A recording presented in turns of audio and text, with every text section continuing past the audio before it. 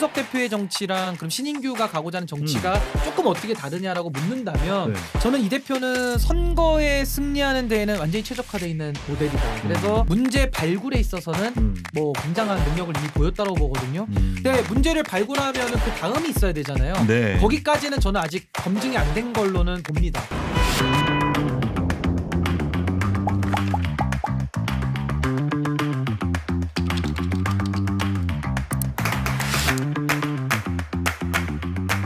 이제 좀 우리 본론으로 들어가 보자고요. 그래서 과연 민심 동행은 무슨 당입니까 도대체? 그러니까 이미 창당 발기인데까지 끝났다는 거 아니에요. 자, 소감과 앞으로의 방향을 좀 간단하게 설명 좀 해주세요. 뭐 제가 아까 목표 말씀드린 대로 저는 비례정당 득표 1등을 제가 야, 목표로 이거 진짜 가슴 제시를 뛰는 했습니다. 거예요, 이거. 이거 되면은 아마 외신에도 실리겠죠. 굉장히 대한민국이 뒤집어질 일인데 전 한번 이번에는 국민들의 민심만을 토대로 해서 한번 뒤집기를 한번 해보고 싶다라는 그렇게 게 태국 총리가 딱 뒤치기를 했다가 뒤집겠죠. 예. 그 군인들한테 그랬죠. 뒤통수 맞았죠. 네. 뒤통수 맞았죠.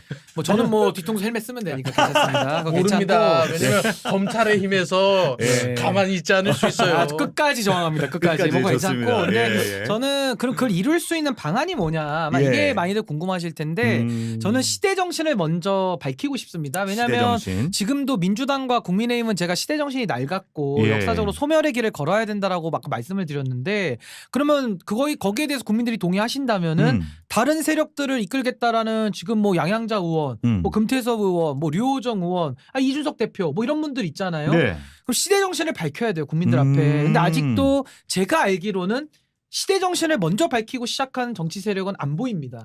그래서 저는 다원화라는 시대 정신을 밝혔고 예. 다원화의 하부 가치로 국제화와 분권화와 융복합화를 이미 말씀을 드렸어요. 그렇죠, 그렇죠. 그래서 저는 시대 정신을 가지고 새로운 정치 세력을 모으겠다라는 것인데 그러면 신인규가 만들 민심동행이 만들 대한민국의 블루프린트는 뭐냐? 청사진은 저는 둥근 사회론입니다. 둥근 사회론을 통해서 정치 한극화, 경제 한극화, 사회 한극화 네. 이 갈라지고 찢어지고 모난 대한민국을 하나로 묶겠다라는 것이 네. 둥근 사회론의 요체인데 네. 이걸 통해서 저는 정치 개혁이 가장 핵심이다라고 저는 주장을 합니다. 네. 그래서 정치 개혁에 있어서는 개방과 경쟁이란 이 두 가지 모토를 가지고 할 건데요. 이건 제가 제일 잘할 수 있는 게 예. 제가 나는 국대다 출신 아닙니까? 그렇죠. 그 증거물이고 결과물이거든요. 그래서 제가 나는 국대다를 통해서 제가 정치권에 들어온 그 증거품이기 때문에 개방과 경쟁이라는 그러면서 동시에 IT 기술을 접목해서 저희는 완전한 플랫폼 정당을 만들겠다라고 말씀을 드려요. 그래서 저는 과거 정당들이 5일장 내지는 대형 이마트라고 한다면은 저희는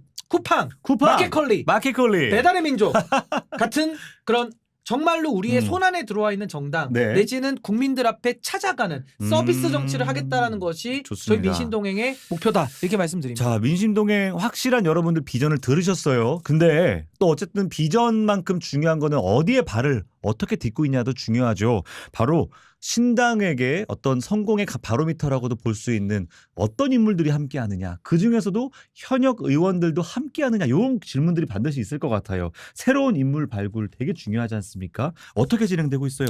우선은 저는 현역 의원들이나 이제 전직 의원들 포함을 해서요. 예. 기성 정치인들에 대한 국민들의 불신은 생각보다 크다. 라는 전제 위에서 말씀을 드리는데 결국 이번에 제가 하고자 하는 이 혁명, 정치 혁명적 변화를 갖고 올 이 실험의 저는 가장 큰 요체는 뭐냐면은 뭡니까? 평범한 보통 시민들의 조직된 힘으로 해보자는 겁니다. 그래서 보통 시민들에 의한, 보통 시민들을 위한, 보통 시민의 정당, 플랫폼 정당을 만들자는 게 제 모토기 때문에 물론 전현직 의원들 중에서 비전과 가치가 일치되시는 분들이 들어오실 수는 있어요. 그렇지만 그분들 중심으로 만들진 않습니다. 그러니까 순서의 문제인데요. 저는 그분들과 함께할 마음은 있지만 그분들이 중심이 돼서는 이 당은 실패한다라고 봅니다. 그래서 저는 과거 문법대로 제 세력들이 뭉쳐서 야 우리 빅텐트 한번 치자. 그 빅텐트 다 어디 갔습니까? 그러니까 저는 그런 식의 이념 혼합적인 굉장히 집단과 집단들끼리 모아가지고 권력을 나눠 먹자라는 해처 모여식. 전 이건 안 하겠다. 그래서 저는 뭐 어떤 분과 함께 하느냐?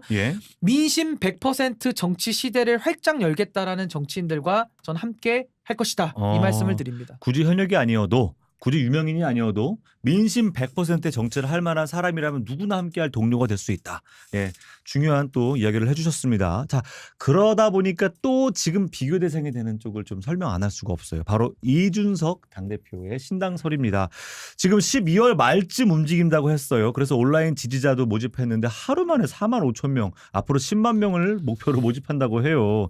자, 발기인 당원과는 또 다른 의미로 모으는 모집 인원이긴 하지만 상당한 숫자입니다. 어쨌든 신당설을 아예 이제는 기정사실화하고 언급하는 것 같이 보이는데요. 같은 신당을 먼저 만들고 먼저 앞서간 사람 입장에서 이준석 전 대표 움직임 어떻게 보세요? 우선은 이준석 대표랑 저는 당에서 지도부를 같이 했던 인연이 있고요. 네. 그리고 저는 이준석 대표의 정치적 영향력이나 정치적 역량은 굉장히 높게 저는 예. 평가를 합니다. 네.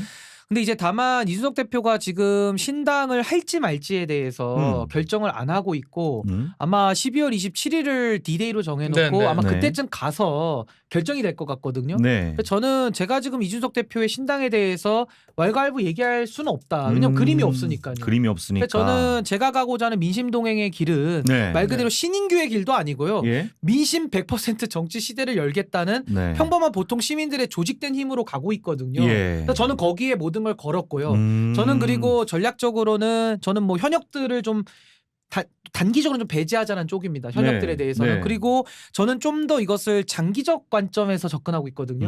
그래서 이준석 대표는 지금까지 나온 얘기로는 예. 신당에 대해서는 아직은 결정이 안 났다. 안 났다. 라는 게 첫 번째고 네네. 하게 된다면 네. 아마 조금은 큰 판을 벌려서 어허. 좀 현역들 중심 내지는 다양한 제세력들을 모아서 해보겠다라고 하거든요. 예. 저는 그런 부분에 있어서 저랑은 확실히 결이- 결이 다르고 길이 구별이 되고 있다. 네네. 그래서 거기까지만 제가 말씀드리는 게 맞을 것 같고 오케이. 그럼 저랑 이준석 대표랑 같이 가느냐? 또 그 가느냐? 질문을 많이 이게 하시는데 궁금해요. 그것은 이준석 대표의 당의 모습을 제가 봐야지만 그걸 토대로 저는 판단해 볼 수 있겠다. 그 말씀밖에 제가 드릴 말이 아니 없어요. 이 정도 얘기면은 경우에 따라서는 함께 갈 수도 있다라는 가능성이 제가 느껴지는데요. 만약 이준석 경우에 따라서. 대표가 민심 100% 정치 시대를 활짝 열고 예. IT 플랫폼 기반으로 정당을 만들어 보겠다라고 한다면은 네. 그럼 당연히 같이 가야죠. 아, 근데 그럼 그게 여- 아니라면 네. 그럼 저는 따로 갈 수밖에 없는 것은 저의 뭐랄까요, 뭐 저의 갈 길 아니냐, 그렇죠. 뭐 사명 아니냐, 저는 이렇게 어. 봐요. 근데 물론 이준석 대표는 정치에선 영향력이 저보다는 뭐 100배, 1000배 이상 아이, 되는 겸손해요. 분이고, 아니 이제 되는 10배 정도. 분이고, 아니 저는 이준석 대표의 길을 응원해요. 그러니까 그분의 네, 네. 가는 길에 대해서는 네. 저는 뭐 꼭 같이 못 가더라도 예. 저는 응원하는 입장에 있고, 뭐 정치 변화를 위해서는 제가 아까 개방과 경쟁, 다원화를 제가 말씀드렸는데 예. 그 철학 위에서는 저는 건강한 경쟁 관계를 만드는 것도 대한민국 정치를 더 좋게 만들 수 있겠다. 예. 그렇다면 그것도 얼마든지 국민들의 선택권에 맡길 필요가 있지 않겠나. 아니 민주화운동을 생각합니다. 뭐 김대중 대통령만 해야 되고 김영삼 대통령만 해야 되나요? 뭐 둘 다 하면서 민주화도 네. 이루고 둘 다 경쟁해도 되잖아요. 네. 아 제가 또 질문 드리고 싶은 게 생각났어요. 뭐냐면 민심 100%라는 게 정말 어렵습니다. 민심이 균일하고 균질하지 않기 때문에 그래요. 하지만 어쨌든 경청을 하고 민심을 반영하겠다라는 의지로 들리는데 이준석 대표가 대표적으로 본인이 정치적인 성과라고 할 수 있었던 여러 가지 중에는 사실은 눈살을 찌푸렸던 것도 몇 가지 있어요. 가령 세대나 성별을 갈라치는 정치를 하는 게 아니냐 이런 비판이 있었잖아요. 자, 그러한 정치를 우리가 뭐 어느 정도 분석을 하고 평가를 한다면 민심 100%의 민심 동행과 함께 할 수 있는 겁니까? 이런 평가에 대해서도. 그 우선은 전 아까 둥근 사회론 말씀드렸잖아요. 예. 그 둥근 사회론이라는 것이 그 안에는 이제 제로라는 의미도 있고요. 예. 둥글다라는 것이 통합의 의미도 있습니다. 네, 그건 네. 제가 나중에 또 기회 되면 한번 설명을 드리고 싶은데 네. 결국 이준석 대표가 가고자 하는 정치는 그동안 많이 보여줬어요. 그렇죠. 그동안 뭐 당대표도 지냈고 대선과 지방선거를 다 승리로 이끈 본인의 예. 능력을 다 보여줬기 때문에 전 이준석 대표가 선거 기술 면에서는 누구도 따라갈 자가 없다라고 저는 봅니다. 네. 그리고 그 역시. 과정에서 선거라는 것은 앵커를 받고 자신의 지지자들 늘려가는 거거든요. 네, 그렇죠. 반대로 말하면 또 크게 갈라치는 쪽이 또 이기는 거예요. 사실은 그렇죠. 다수를 가져야 예, 되니까. 그래서 예, 저는 그런 면에서는 이준석 대표의 정치 행태가 소위 말하는 갈라치기로 보였을 갈라치기. 수는 있겠으나 예. 이준석 대표는 뭐 이렇게 갈라치는 형태의 정치를 즐겨 하지는 않는 것 같다라는 게 제 음. 평가고요. 네. 조금 더 살을 붙이자면은 이준석 대표의 정치랑 그럼 신인규가 가고자 하는 정치가 조금 어떻게 다르냐라고 묻는다면 네. 저는 이 대표는 선거에 승리하는 데에는 완전히 최적화되어 있는 모델이다. 그래서 문제 발굴에 있어서는 뭐 굉장한 능력을 이미 보였다고 보거든요. 근데 문제를 발굴하면은 그 다음이 있어야 되잖아요. 네. 거기까지는 저는 아직 검증이 안 된 걸로는 봅니다. 예. 근데 저는 이준석 대표처럼 문제를 잘 발굴하지는 못하지만 저는 오히려 문제 해결이라든지 예. 뭔가 문제 발굴보다는 그 해결을 통해서 예. 뭔가 통합적 대한민국, 뭔가 문제 해결의 대한민국을 만드는 데에는 전 한번 그건 뭐 경쟁의 기회가 생긴다면 뭐 해법은 다를 수 있으니까요. 거기에 대해서는 뭐 건강한 그런 논의를 이어가 볼 수 있지 않을까 이렇게 생각이 들고 또 하나를 또 말씀드리자면 예. 이준석 대표는 굉장히 말에 힘이 많이 실리는 분이잖아요. 그래서 예. 말로도 그런 여러 가지 이슈도 잘 만들고 하는데 저는 그걸 이제 소위 말하는 좀 센 정치라고 봐요. 네. 말이 세고 그 말이 영향력을 미치는 건데, 그러니까 영향력이죠. 저는 그런 능력보다는 좀 큰 정치, 누굴 더 품고 가고 더 함께 가는 이런 쪽으로 저는 더 포커스가 맞춰져 있기 때문에 약간 결은 좀 다른 건 사실인 것 약간이 같아요. 아니라 제가 그전 볼 때는. 생각이라면 결이 많이 다른 거죠. 어쨌든 더 큰 분모를 위해서 가져갈 수 있는 분모를 키우기 위해 선거 유리하다면 그렇지 않은 사람들에 대해서는 어쨌든 간에 욕을 먹어도 그냥 가겠다라는 갈라치기. 이기려면 근데 이제 거죠. 그런 것보다는 다 아우를 수 있는 정치를 하고 싶다라는 거잖아요. 최대한은. 저는 센 정치보다는 네. 큰 정치 쪽이 저랑은 더 그러니까요. 결이 맞는 거라고 저는 개인적으로는 저는 자신을 생각합니다. 좋습니다. 네. 혹시 뭐 저는 이제 궁금한 점이 뭐예요? 이건 거죠. 우리가 총선 스케줄이 별로 남지 않았어요. 그러니까 이제 멀리 보고 뭐 당을 만들고 움직이는 것들은 뭐 충분히 할 수 있는 이제 대장정이고 예. 그렇다면 그 현실적으로 내년 4월 총선을 앞두고 영향력 있는 좀 액션을 하려면 당을 만드는 사람들끼리 플랫폼이든 뭐든 이제 좀 교류하고 뭉치는 그런 과정이 필요할 것 같아요. 네, 여기에서 이제 사람들이 가장 주목하는 게 아무튼 이제 국민의힘에서 나오신 분들 그리고 민주당의 소수파 이렇게 갈리는 것 같아요. 뭐 이준석 진당 그리고 뭐 원칙과 상식으로 볼 수 있겠죠. 뭐 이런 분들과 함께해서 만약에 조금 이런 분들과 함께해서 내년 총선에서 그 20석 이상 그러니까 원내교섭단체 이상을 노려볼 수 있는 큰 그림이 네. 가능할지에 대한 좀 궁금증이 있어요. 이게 내부 차이가 커서 그렇죠. 또 이제 바른정당, 국민의당 사태처럼 없어질 수도 있고 아니면 뭐 기술적으로 플랫폼 정당을 해서 당내당 형식으로 어떻게 하면 모두가 다 조화롭게 의견을 조율할 수도 있고 여러 가지 가능성이 있을 텐데 좀 어떻게 보시는지 궁금해서요. 저는 정치는 현실이라고 생각을 하기 때문에 리얼리티. 지금 말씀하신 대로 빅텐트를 쳐가지고 성공을 하겠다. 네. 그건 저는 그렇게 해서 성공한 정당을 본 적이 없습니다. 그럼 저는 이번에도 만약에 빅텐트를 쳐서 뭐 의석을 단기적으로 많이 얻을 수는 있겠지만은 전 대선 앞두고 또 갈라질 것 같거든요. 그렇죠. 그러니까 그래서 그럴 전 수 지금까지 성공한 예를 제가 아직은 못 찾았기 때문에 저는 이번에 성공하고 싶어요. 네. 그래서 저는 빅텐트 치는 건 반대입니다. 그래서 음. 저는 이념과 가치, 지향점 네. 그리고 만들고자 하는 사회에 대한 그림 네. 이게 저는 분명한 사람들끼리 가도 어려워요. 정당이라는 거는. 왜냐하면 이건 사업가도 다르고요. 네. 이건 무슨 뭐 어떤 동창회랑도 다릅니다. 네, 네, 그리고 네. 뭐 많은 분들이 비빔밥이나 뭐 피자 이런 얘기들 하시고 샐러드 얘기하시는데 그건 국가 경영론이에요. 예, 예. 당연히 국가는 통합적으로 운영하고 제 세력들을 조정할 최고 권한을 대통령에게 주는 건데 정당은 다릅니다. 왜냐하면 권력을 차지하는 곳이고 권력을 얻기 위해서 경쟁하는 기관이기 때문에 네. 그 안에서는 저는 일치 단결과 물론 그 안에서 의견의 존중은 있어야겠지만은 정말 같은 비전들끼리 모여야 된다. 네. 약간의 이거는 좀 비전 중심? 전 이걸 말하고 있기 때문에 저는 빅텐트론에 대해서는 명백하게 저는 반대합니다. 오, 오케이. 이렇게 명확하게 답해주는 정치인 분들이 별로 없거든요. 아니 반대하는 건 네. 반대한다로 지금 아주 네. 좋군요. 아유 속 아니, 시원합니다. 신인규한테 물어보면 모든 게 확실합니다. 그러니까요. 그러니까 둘러둘러 말하는 스타일이 아니셔서 너무 좋았어요. 자, 그럼 지금부터 짧은 답변을 좀 요청을 드릴게요. 지금부터 이제 민주당 안에서 거론되는 신당들이 워낙 많아서 자, 먼저 하나 금태섭 양향자 둘 다 민주당 출신 의원들이 준비하는 신당이 있지 않습니까? 어디로는 국힘으로 합류한다. 어디로는 이준석 신당과 함께한다. 이렇게 하는데 어떻게 보세요? 저는 뭐 이분들의 결정에 대해서 제가 논평하는 건 의미가 없다라고 봐요. 아니 네. 그분들이 오른쪽으로 갈지 왼쪽으로 갈지 제가 어떻게 합니까? 그렇죠. 알 수 없죠. 그래서 저는 이분들이 제가 요구하고 싶은 것은 신당을 하시는 건 저는 응원합니다. 네. 다만 시대 정신과 그 청사진에 대해서 네. 말씀하셨는데 제가 모른다 그러면 그건 제가 죄송한 일이지만 아직 안 정하셨고 말씀을 안 하셨다면 네. 이거 빨리 하셔야 된다. 전 그 말씀을 먼저 드리고 싶어요. 네, 시대 정신 세우신 비전이 보이지 않는다 네. 이렇게 평가를 했어요. 아니 잘 모를 수도 있으니까. 모를 수도 있지만 예. 어쨌든 박한 평가입니다, 여러분. 자, 그 외에 어쨌든 거물급 신당 움직임은 또 안 보이는데 민주당 안에서는 지금 원칙과 상식이라는 내부의 혁신계 모임이 출범을 했습니다. 근데 거기 근데 신당 하는 거예요? 그거 물어보려고요. 탈당하고 신당까지 갈 것 같으세요? 좀 어떻게 보이세요? 외부에서 글쎄요, 볼 때는. 그것도 사실은 저는 음. 이제 통상적인 그동안의 정치사를 볼 때 특히 야당에서 어떤 일파가 그러니까 네. 이재명 대표를 중심으로 한 부분들이 네. 어떤 정치적인 결정을 했을 때 그러니까 공천을 완료했을 때 탈락하는 분들이 있잖아요. 그거 네. 없을 수 없죠. 자리가 그렇죠. 하나니까. 그럼 당연히 그분들이 정치를 그만하시든지 아니면 나와서 또 재기를 노려볼 거거든요. 그건 당연한 흐름이라고 저는 봐요. 그래서 저는 이분들이 나와가지고 어떤 정치적 바람을 일으킨다라는 거에 대해서는 네. 전 매우 어렵다라고 보지만은 네. 그렇다고 이분들이 안 나오겠냐? 안 나오겠냐? 저는 나올 가능성은 있다고 봐요. 나와서 본인들의 이번에 출마를 쉴 분들로는 안 보입니다. 제가 나올 걸라고는 봐요. 권력의 의지는 확실히 있으신 분들이다. 예, 좋습니다. 저는 근데 권력의 그러니까 뭐 원칙과 상식 네 분이야 나오셨으니까 좀 네. 괜찮기는 한데 네. 민주당에 근데 이제 이재명 대표 그 체포동의안 가결됐잖아요. 네. 그럼 상당히 많은 분들이 많이 찍었다는 건데 근데 과연 지금 그러한 문제에 있어서 비이재명계 의원들이라고 하시는 분들이 정말 권력 의지가 있는가가 저는 의문이기는 해요. 권력 의지가 있는 게 아니라 그냥 조용히 있다가 국회의원 한 번 더 하고 싶은 거 외에는 별 생각 없지 않을까? 권력 의지 엄청 많죠. 이상민 의원 보세요. 국민의힘까지 오실 수도 있다고 하는데 그거 아니, 이상 그러니까- 의지를 어떻게 보입니까? 그만한 너무 과해서 문제지 지금. 그거는 오케이. 이건 이제 너무 긍정이든 과하죠. 부정이든 권력 의지가 있다. 근데 나머지 분들은 어떻게 한번 그냥 집중을 안 받아서 그냥 내가 혹시 없는 자기 눈을 가리고 이재명이 내가 있는지 모를 거야. 나는 공천 받을 거야. 이러고 있는 것 같은 느낌?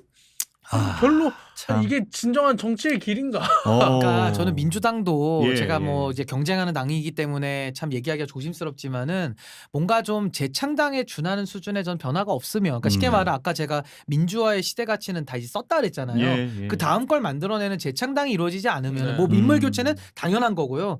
전 민주당도 역사적인 사명을 다했다는 네. 평가가 더 우세하지 않을까. 그렇죠. 그렇게 생각합니다. 그 당 안에서 혁신을 하고자 하는 분들 네 분이 어쨌든 혁신계란 이름으로 나왔고 저 역시도 지금의 민주당의 가치가 과거의 김대중 노무현 당시의 민주당과 너무 결이 달라졌다라는 평가에 많이 공감하는 입장이거든요. 네. 이걸 개혁할 수 있다라는 믿음으로 남아있는 사람이 있고 아닌 사람들은 나가서 싸워자 이렇게 말하는 분들도 있는데 저도 어쨌든 혁신계는 계속 지켜보도록 그러니까 이렇게 하겠습니다. 생각해 보세요. 예, 과거에 노무현 대통령 지금 뭐 정신 개선안 예. 얘기하셨는데 네네. 만약에 노무현 대통령이 지금 정치를 하신다라고 가정을 하면 그분이 어떻게 행동하실까요? 답은 어떻게, 나오지 않나요?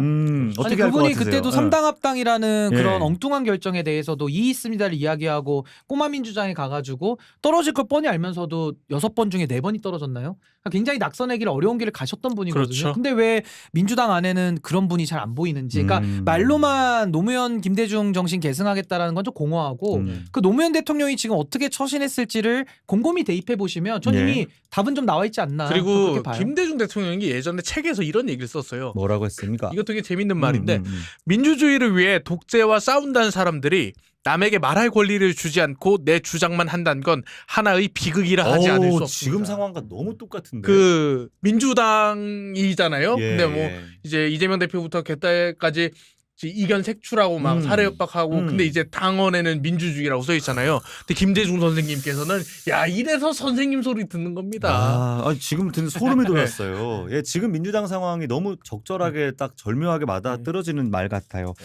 자, 이제 마지막 아니다 하나 더 있다. 조국 신당설. 그거 송영길 진짜. 추미애 연합. 이거는 가능성이 좀 있다고 보세요. 외부에서 볼 때 좀 어떻게 보입니까? 이 세 분이 연합하는 거. 뭐 글쎄요 이분들에 대해서 국민들은 별로 관심은 없으실 것 같고 이제 조추송이라고 부르던데 아마 네네. 그분들 그러니까 소위 말하는 민주당 안에 예. 매운맛 지지자들은 예. 아마 그런 걸 원하시겠죠. 네네. 그래서 뭐 이분들 그냥 당 만들어가지고 뭐 비례 몇 석 하지 않겠어요. 음. 그래서 그거 이상 이하도 아니다. 만들 그래서 가능성이 그렇게 봐요. 있다고 보시는군요. 뭐 민주당 안에서 공천을 주겠습니까? 민주당도 외연 확장을 해야 되겠다라고 아마 막판에는 중도로 나가는 듯한 외관과 모양 연기는 할 텐데 그렇다면 이 조추송하고 같이 가기가 어렵고 또 하나는 송영길 대표 입장에서는 이미 불출마 선언을 하신 분이 하셨죠. 예. 뭘 또 나가는 건지에 대한 근원적인 의문이 있고 조국 전 장관 같은 경우도 비법률적, 그러니까 비법률적 방식으로 명예를 회복하겠다 이러거든요. 네, 그랬죠. 뭔 소리예요? 아니 정치를 하겠다면 그냥 정치하는 거고 안 하면 안 하는 거지. 음. 비법률적 방식이라는 것도 웃긴 것이고 그리고 개인의 명예회복을 위해서 정치하는 거? 그럼 이거는 공적인 것을 사유하는 거 아닙니까? 그렇죠. 근데 저는 그리고 저는 이런 식의 태도는 이거는 아. 그냥 개인으로 평가를 해도 네. 너무 공인의식이 떨어진다. 그러니까는 그 표창장 위조했는지도 모르겠어요. 그러니까 저는 좀 이분이 우리 한국 사회에 더 네. 이상 안 좋은 영향을 덜 주시기를 부탁드립니다. 저는 이거는 와. 악인이라고 생각해요. 악인이요? 아니 서울대 법대 교수가 네. 특히 또 형법 교수야. 형법 교수. 서울대 법대 교수가 어. 법에서 유죄를 받은 그 일가와 범행대 행위를 가지고 네. 이거는 악인이죠. 이거는 정상적인 판단이라고 전혀 볼 수 없고 그리고 송영길 대표님의 말에 따르면 네. 이분 왜 조국 저보다 장관 더 세신 거예요? 너무 더 다 세신 놀랬어 거예요. 지금 놀랬네. 듣고 있다가. 아니 전 정치인이 아니잖아요. 네, 좋아요. 언론인으로서. 전 정치인이 아닙니다. 네. 그리고 송영길 대표님 말씀에 따르면 네. 조국 장관님은 어린 놈입니다. 이 어린 놈이 아, 싸가지 없게 그러네. 국회의원 하려고 한다? 이거는 그럼 저는 뭡니까? 예? 저는 네. 머리에 피도 안 마른 아 그렇죠. 태어나기 태어나기 전입니까? 엄마 이게 뵀어. 송영길 대표님 학번보다 연생이 그렇죠. 늦어. 우리 학교 갔을 때도. 그러니까요. 송영길 대표님의 기준으로 아, 보자고요. 죄송합니다, 집이 되지 송 않은 대표님. 사람들은 네네네. 어디 감히 아, 죄송합니다, 송영길 어디 대표님. 감히 네. 출마를 국회의원에 네, 안- 뭐, 하면 안 돼요. 자기들도 옛날에 네. 30 중반 때 하지 않았어요? 아 그거는 아, 그렇죠. 나는 그건 나는데? 나는 아니, 네. 임동석 의원 옛날에 30대 초반에 한 걸로 알고 아, 있어요. 맞아요. 그건 이게 네. 나는 네. 되는데 아, 그런데요? 송영길은 남은 안 돼? 되지만 남은 안 안 돼? 되죠. 감히 좀 이상한데? 감히 네, 그럴 수가 있나? 저는 입 다물고 있겠습니다. 자 마지막으로 또 네. 최근에 또 뜨거운 감자로 떠오르는 이낙연 전 대표 당대표에서도 최근에 한겨레 인터뷰가 아주 장문으로 나왔어요. 근데 그거 재밌었어요. 예, 저도 재밌게 읽었고 또 얼마 전 문화일보에서 보니까 전우의 시체 위에 앉아서 응원가를 부를 수는 없지 않겠는가 이런 이야기를 하셨어요. 매체는 조금 그랬지만 예, 괜찮- 윤석열 정부와 민주당을 향해서 좀 웅크리고 있는 듯했던 이제 이낙연 전 대표가 목소리를 내기 시작했단 말이에요. 요건 또 어떻게 좀 보십니까? 뭐 그냥 자기 지분 인정해 달라 뭐 그런 내 외침 지분. 아니겠습니까? 예, 예. 뭐 더 저는 그 이상 이해가 될 수 없다. 이낙연 대표에 대한 평가는 저는 이미 정치적으로 끝났다. 네, 그렇게 끝났다. 생각합니다. 대선을 지나면서 좀 음. 얘기가 많이 나왔다 아, 이렇게 볼 이분은 수도 당 있죠. 대표 때부터 그때 당원 바꿔가지고 후보를 내면서 네. 아, 그렇죠. 그때부터 이제 노정된 평가가 끝이 난 거죠.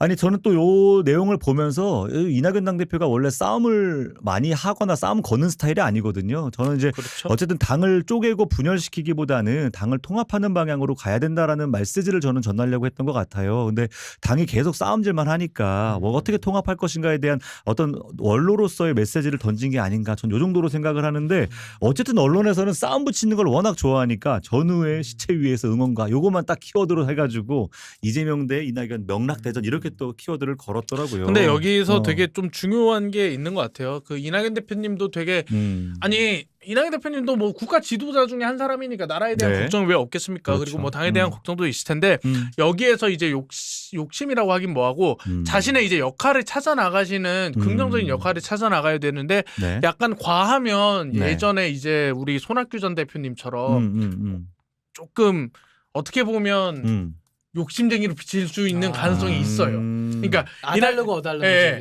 그렇죠. 아다르고 어다른 거예요. 이낙연 대표님이 음. 이낙연 대표님이 만약에 뭐 전 잘 모르겠지만 제 뇌피셜로 뭐 불출마를 하시고 뭐 젊은 사람을 도와서 뭐 어떻게 좀 네. 새로운 정치 세력을 돕는데 헌신하겠다 이런 그리고 또 사람들이 불러서 나가는 모양새야 되면 네. 어떻게 조금 멋있게 어떻게 영향력을 회복할 수 있겠지만 이거를 못 기다리고 손학규 대표님 스스로 만덕산에서 내려와서 갑자기 막 뛰어다니면서 네. 당대표하면서 막 남의 말 안 듣고 막 폭주하셨거든요. 그렇게 되는 그런 모습들이 물론 이제 재현되면 안 된다라는 생각인 거죠. 그러니까 왜냐면 지금 정치가 어려운 게 원로분들이 없어요. 예전에는 원로가 어른들이 없어요. 있었어요. 예전에는 아무리 막 싸워도 뭐 김수환 추기경 이런 분들이 싸우지 마세요 하면 여든 야든 아 죄송합니다 하는 모습이라도 있었는데 네. 지금 나라의 어른이었거든요. 그렇죠. 네. 예. 그러니까 나라의 어른으로서의 좀 품위를 가지고 행동을 예. 하시면 예. 오히려 조금 더 멋있는 느낌이 되지 않을까라는 생각을 했습니다. 역시 저의 뇌피셜입니다. 네, 뭐 저도 동의하고요. 이낙연 당대표께서 어쨌든 전 당대표께서 하실 수 있는 역할 중에 하나는 결국은 민주당이 비전 없이 뭔가 싸움만 하는 모습 속에서 또 통합의 길을 여는 역할이 아닐까 네네. 이런 생각을 합니다. 맞습니다. 자, 이제 마지막 옥폴 시민들이 과연 이 상황을 어떻게 보고 있는지에 대해서 한번 이야기 나눠보도록 아, 제일 하겠습니다. 기대됩니다. 네. 궁금합니다. 이제 최근에 조사를 해봤는데요. 뭐부터 나올지 모르겠네요. 네네. 한번 띄워주시죠. 제가 2개 드렸거든요. 제일 처음 나오는 게 띄워주세요. 나와라 나와라. 왜 안 나오지? 기다려 보죠. 기다려보죠, 뭐. 예. 예. 아, 신당에 대한 조사였어요. 그래가지고 그 궁금하네, 이거는. 최근에 이제 네. 그 원칙화 상식 출범한 거에 대한 조사와 그 이준석 신당이 뭐 혼자 성공할 수 있을지 아니면 네. 빅텐트를 쳐야 하는지 이런 부분에 대해서 좀 물어봤는데요. 오호 기다려 보죠. 제가 왜냐면 오늘 자료를 늦게 드렸거든요. 카메라가 카메라장에. 오호. 안 나온다고 그냥 카메라가 안 나오고 워딩으로 하셔야겠어요. 예, 말로 그럼 하십시오, 일단 그냥. 워딩으로 할게요. 네네. 그 이준석 신당에 대해서 혼자 성공할 수 있을 거다라고 생각한 사람이 37%고요. 네.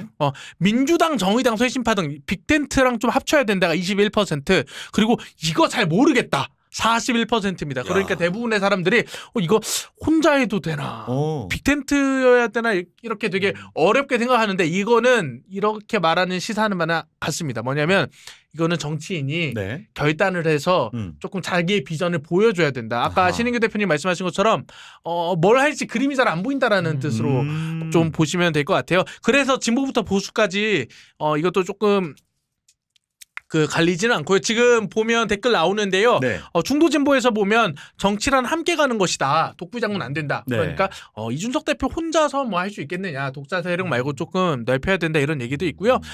반대로 이제 이준석이 혼자 해도 된다라는 얘기도 있어요. 정의당과 손잡으면 전장현 이슈부터 충돌하기 시작할 텐데 네. 그 난장판을 보고 누가 이걸 지지하겠냐라는 의견도 있습니다. 네. 그리고 중도도 있는데요.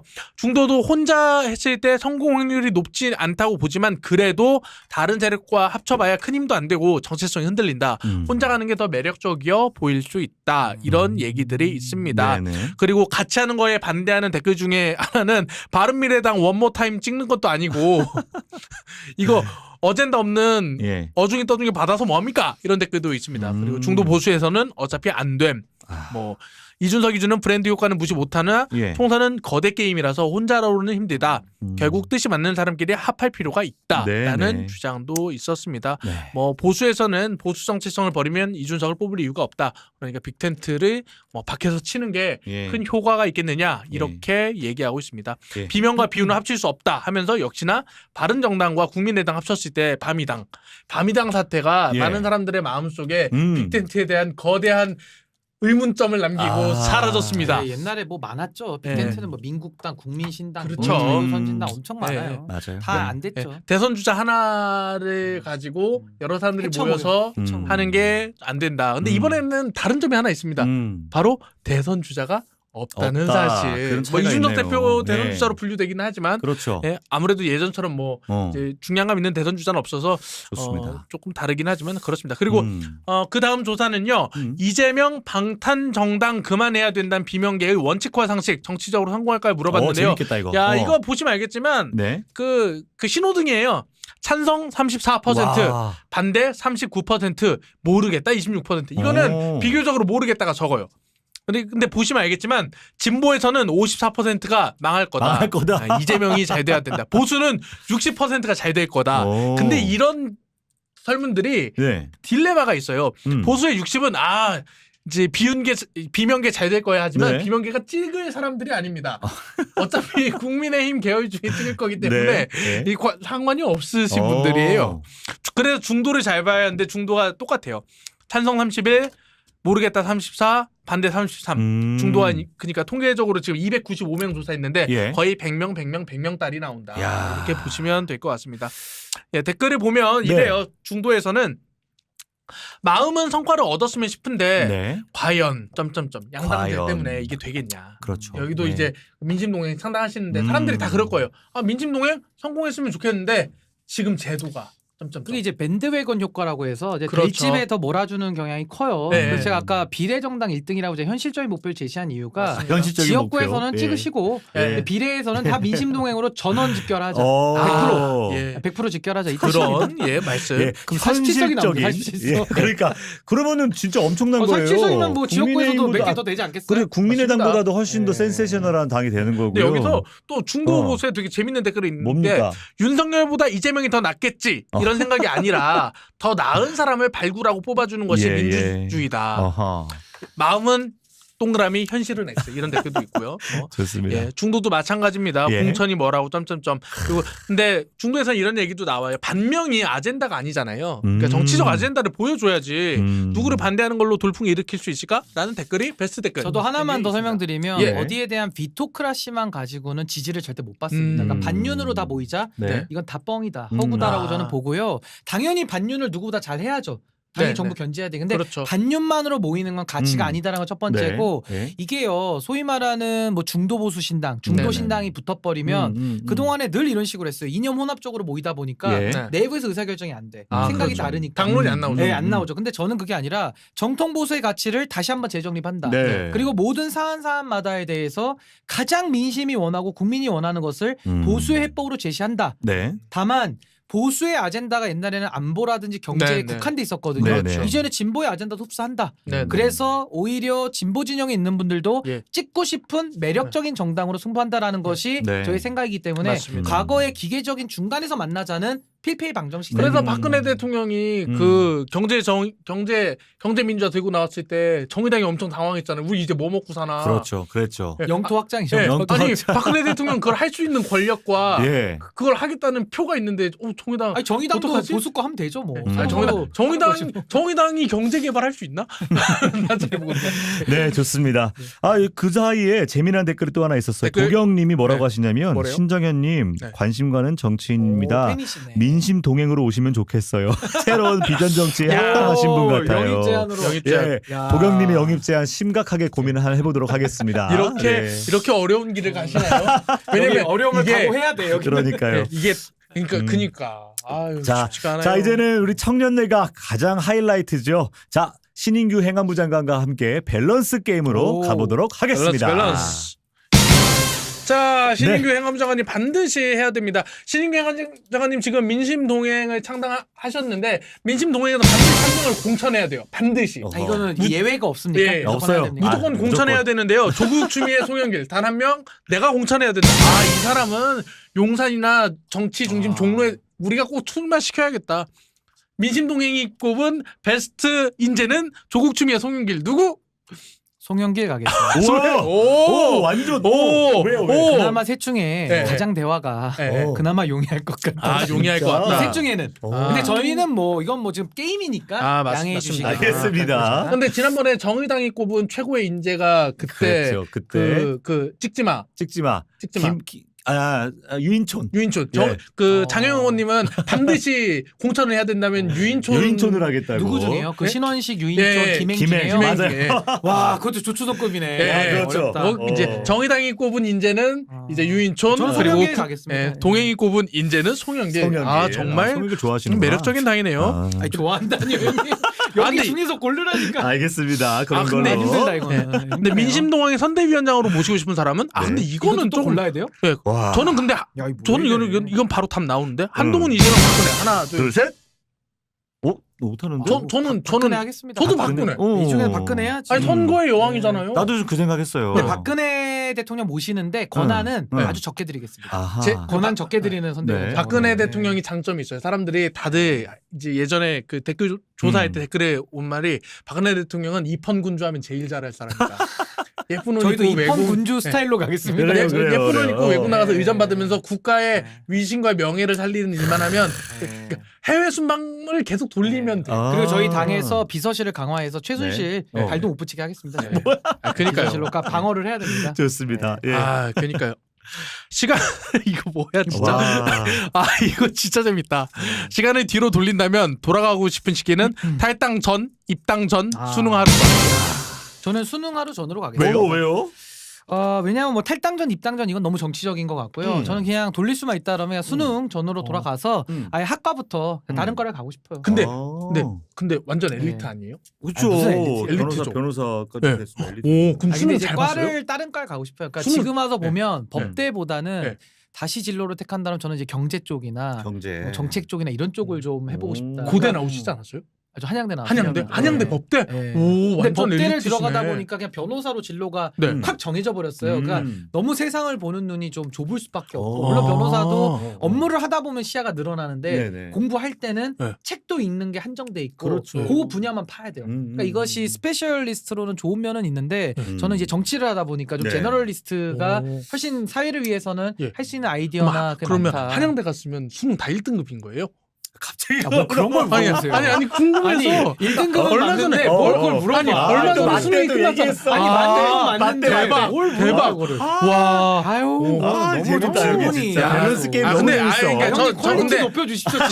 저 근데 퀄리티가 너무 저 등급을 민심동에 물어보고. 저 민심동 학교 못해 너무 엘리트 정당이야. 그러지 마세요. 그래. 1등급들이랑은 민심 어. 100%로 갑니다. 예, 네, 1등급 민심동행 100% 1등급이랑은 제가 이 다시 상대하고 돌아가서 싶다. 수능 본다면 좀 예. 3등급으로 낮춰서 더 많은 민심을 예. 포용하기 우리 위해. 표준판사에서 가운데는 5등급입니다. 아, 그 5등급 가겠습니다. 5등급. 가겠습니다. 왜냐면 저는 아니 제가 수학 5등급인데 어. 못한다는 거예요. 어. 근데 못하는 게 아니라 표준 편차의 중간이거든요. 중간이면 잘하는 거지. 아니 3등급도 막 못한다고 어. 하는데 3등급이 국민의 10%예요 상위. 네, 맞아요. 올려치기예요. 아니 그리고 그렇네. 공부 잘하는 인재보다는 네. 사람이 똑바로 된 인재 만드는 게 훨씬 중요해요. 진짜로. 아, 맞아요, 아니, 맞아요. 공부 잘하는 네. 사람들이 이 나라를 다 망치지. 음. 공부 잘하는 사람들이 다 엘리트 돼가지고 맞아요. 이 나라를 왜곡시키는 네. 거지. 정말 평범하게 자기 일에서 맞아요. 열심히 하시는 분들이 이 나라를 지탱하시는 아, 분들이에요. 맞아요. 민심은 네. 표준 편차 중간 5등급에 있어요. 저 거기로 맞추겠습니다. 민심 동행 수능 점수로 가겠습니다. 역시 밸런스 게임 오니까 텐션이 그러니까요. 팍팍 올라가네요. 아, 이제 1등도 예. 막 같이 못하겠네. 좋습니다, 좋습니다. 네, 알겠습니다. 자, 오늘 이제 20회차를 맞았던 우리 청년 내각의 또 최다 출연자이자 1회 출연자였던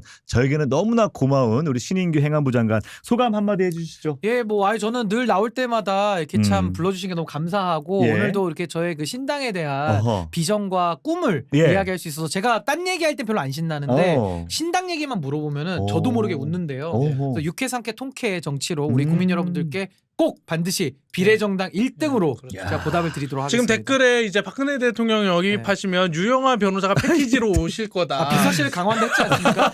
비서실장은 유영하 변호사 못합니다. 못하죠. 인사는 아, 당대표가예요. 예, 그렇죠, 안 그렇죠. 됩니다, 그거는. 안 돼요. 그러니까요. 네, 좋습니다. 우리 행안부 장관 너무 든든한 분을 모셔서 저희가 또 청년 내각이 풍성해지는 것 같습니다. 우리 또 안기 부장님 고생하셨습니다. 아, 예, 고생하셨습니다. 네. 네. 네, 항상 웃으면서 또 마무리하지만 국민의 생활 또 민생은 먹구름으로 짙어져 가고 있습니다. 정치인들의 분당 여부보다는 국민이 바라는 신당 목소리에 더 귀 기울여야 하는 시기가 아닌가 싶어요. 유능하고 정직하고 미래지향적인 또 기존 정당이 그렇게 바뀌길 바라고 새로운 신당이 그렇게 출현하길 바랍니다. 청년 내각은 다음 주에 다시 만나도록 하겠습니다. 여러분 감사합니다. 감사합니다. 안녕. 감사합니다. 또 봬요. 또 오겠습니다. 또 와요. 네. 아유.